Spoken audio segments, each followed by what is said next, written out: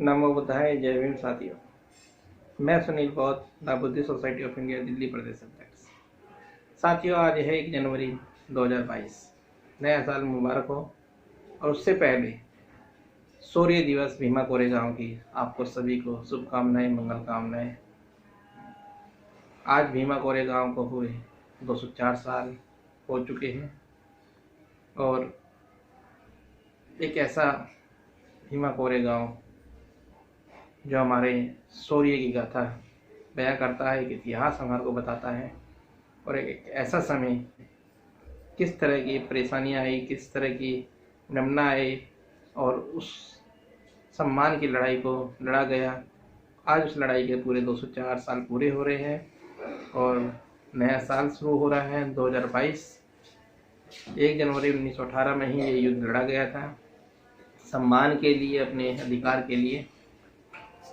और 500 महारों द्वारा जो 28,000 पेशवाओं को काटा गया।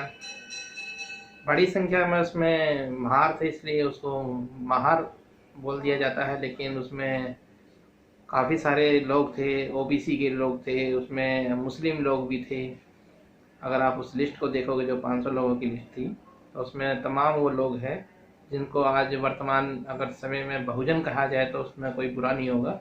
तो वो तमाम वो बहुजन थे, लेकिन ज़्यादा संख्या में उसमें महार थे। तो उन 500 महारों द्वारा जो 28,000 पेशवाओं को उसकी पेशवाई ख़त्म करी गई, उनसे जो युद्ध किया गया, क्योंकि उस पेशवाई राज में, जिस पेशवाई राज में मनुस्मृति पूर्ण रूप से हमारे लोगों के ऊपर, हमारे समाज के ऊपर लागू कर दी गई थी। और इतनी विडम्बना, इतने अत्याचार, इतने विकराल व्यवस्था बनाई गई थी हमारे, ना हम जीने के थे, ना हम मरने के थे। हमारा कोई जीवन का कोई औचित्य नहीं था। हम शरणार्थी के रूप में इस देश के रूप में रह रहे थे। एक जिस तरह एक शरणार्थी व्यक्ति रहता है जिसका कोई हक अधिकार नहीं रहता किसी भी चीज़ के ऊपर, शरणार्थी भी नहीं कहूँगा इसको, और भी उससे निचले पायदान की बात करूँ तो उसमें किसी प्रकार का कोई हक नहीं था। हमारा ज़मीन जायदाद से लेके हमारा अपना कोई भी किसी प्रकार का कोई हक अधिकार, जैसे पानी पीने तक का अधिकार, सार्वजनिक स्थल पर जाने का अधिकार, और गले में हांडी और कमर पे झाड़ू, यानी झाड़ू नहीं, वो झाड़ हुआ करता था, काफ़ी हैवी पेड़ का जो तना होता था, कटीले झाड़ों का, उसको बांध दिया जाता था ताकि हमारे जो पैर के जो पद चिन्ह हुआ करते थे जब चलने में, वो साथ ही साथ मिटते चले जाए। क्योंकि हमें जो अछूत बनाया गया, 4 वर्ण जो बनाए गए थे, उन चारों वर्णों में से भी अलग जो अवर्ण जो हमारे को बनाया गया, अछूत और शूद्र दोनों अलग है। तो शूद्र तो चौथे वर्ण में आते हैं, लेकिन जो आपके अछूत है,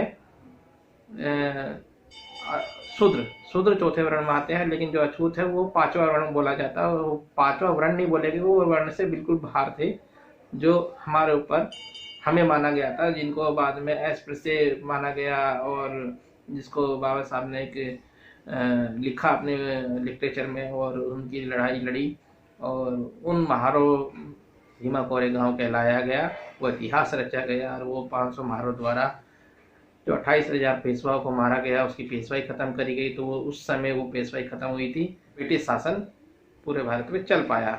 और ब्रिटिश शासन जो चल पाया, उसी में ही हमारे को, हमारे थोड़ा शिक्षा का अधिकार, हमारे को पढ़ने का अधिकार, हमारे को सार्वजनिक स्थलों पर जाने आने का अधिकार, जैसे इन चीज़ों की हमें थोड़ी थोड़ी सुविधाएं मिली। और ये लड़ाई इसलिए थी क्योंकि हमें ये भी बदनाम किया जाता है कि हम जो लड़े थे, हमने जो संघर्ष किया था, हमारा जो ये युद्ध था, वो ब्रिटिश अंग्रेजों के खिलाफ था। हमें देशद्रोही बोला गया, जबकि वो देशद्रोही नहीं था।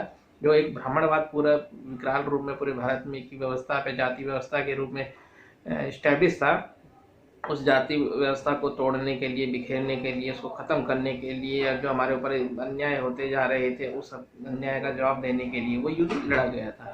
तो ऐसा कोई नहीं है कि हम भारत के विरोधी लोग थे और अंग्रेजों के साथ हमने साथ दिया। एक्चुअल में पेशवाई जो साम्राज्य था, पेशवाई जो थी, उसमें हमारे को इतनी हीन भावना से रखा गया था, इतनी दुर्बलता से रखा गया था, इतने अत्याचार किए गए थे कि हमें सुई की नोक के बराबर तक भी हमारे को किसी प्रकार का अधिकार नहीं था। तो उधर भी हमने काफ़ी गुहार लगाई थी, काफ़ी बार बोला गया था, लेकिन जो बाजीराव द्वितीय था, तो उसी काल में ये भीमा कोरेगांव हुआ। और वो एक अय्याश व्यक्ति था, एक अयास राजा था, जिन्होंने अछूतों के लिए कहो या फिर हम महारों के लिए कहो, तो उनको किसी भी प्रकार की सुख सुविधा देने के लिए बिल्कुल मना कर दी थी। और तो और ना ही हमारी बहू बेटियाँ, ना ही हमारा शिक्षा का अधिकार, ना ही हमारा ज़मीन का अधिकार, ना ही हमारे सार्वजनिक स्थल पर जाने का राइट था। और उसी समय जो मनुस्मृति पूर्ण रूप से लागू करी गई थी और 20 नियम बनाए गए थे, जिन 20 नियम को इतने कठोरता से बनाए गए थे, इतना लागू किए गए थे कि बस सोचने में भी बड़ा अजीब लगता है। तो अजीब क्या लगता है कि यकीन नहीं होता कि इस तरह के भी दिन हमारे पूर्वजों ने, हमारे पुरखों ने देखे होंगे। तो आज उसी भीमा कोरेगांव के शौर्य दिवस की आप सभी को हार्दिक पुनः दोबारा शुभकामनाएं, मंगल कामनाएं, और नए साल की भी आपको हार्दिक बधाई। मैं सुनील बोध, the Buddhist society of India से। नमः बुद्धाय, जय हिंद।